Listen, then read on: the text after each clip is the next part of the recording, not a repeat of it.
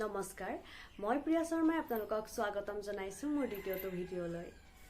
আপুনি নিজকে এটা প্ৰশ্ন কৰি চাওকচোন যে আপুনি আপোনাৰ মনটোৰ প্ৰতি বা আপোনাৰ চিন্তাধাৰাৰ প্ৰতি আপুনি সজাগ হয়নে? আমি বিভিন্ন সময়ত মানুহক নিজৰ শৰীৰ চৰ্চাৰ প্ৰতি হওক বা আন বিভিন্ন ক্ষেত্ৰতে হওক সজাগ হোৱা দেখা পাওঁ, কিন্তু নিজৰ মনটোক আৰু নিজৰ চিন্তাধাৰাখিনিৰ প্ৰতি লৈ সজাগ মানুহ আমি খুব কম পৰিমাণেহে দেখা পাওঁ।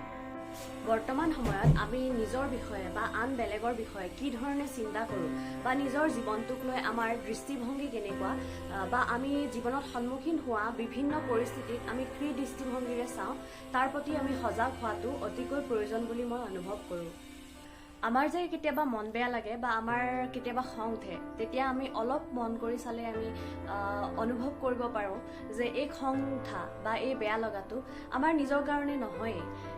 আমি হয়তো কাৰোবাৰ পৰা বেলেগ কিবা আশা কৰি আছিলোঁ, সেইটো আমাৰ মতে নহ'ল, সেইকাৰণে আমাৰ বেয়া লাগিব পাৰে বা কোনোবাই আমাৰ অপচন্দৰ কাম এটা কৰিছে, তেতিয়া আমাৰ খং উঠিব পাৰে।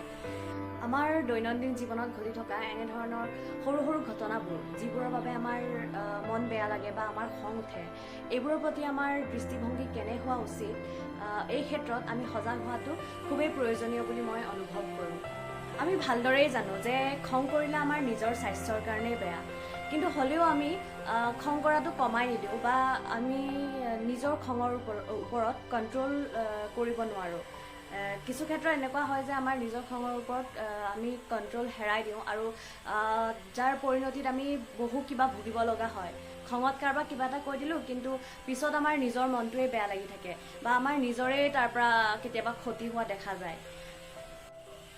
ময়ো আগতে নিজকে বহুত জাজ কৰিছিলোঁ বা মোৰ সৰু সৰু কথাতে মন বেয়া লাগে বা মোৰ খংটোৰ ওপৰত মোৰ কণ্ট্ৰল নাছিলে, কিন্তু যেতিয়াৰ পৰা মই এক্সেছ বাৰ্ছৰ বিষয়ে জানিলোঁ বা এক্সেছ বাৰ্ছৰ ওপৰত যেতিয়া মই ক্লাছ কৰিলোঁ বা মই যেতিয়াৰ পৰা ছেশ্যন দিয়া আৰম্ভ কৰিলোঁ, তেতিয়াৰ পৰা মই নিজৰ ক্ষেত্ৰতো মই নিজকে বহুত ইম্প্ৰুভ কৰিব পাৰিছোঁ বা মোৰ খংটোৰ ওপৰত কণ্ট্ৰল আনিব পাৰিছোঁ। এক্সেছ বাৰ্ছ শিকাৰ পাছত মই মোৰ জীৱনটো কেনেধৰণে পৰিৱৰ্তন কৰিব পাৰিছোঁ বা এক্সেছ বাৰ্ছে মোক কেনেধৰণে সহায় কৰিছে তাৰ বিষয়ে মই আপোনালোকক নেক্সট ভিডিঅ'টোৰ জৰিয়তে জনাবলৈ চেষ্টা কৰিম।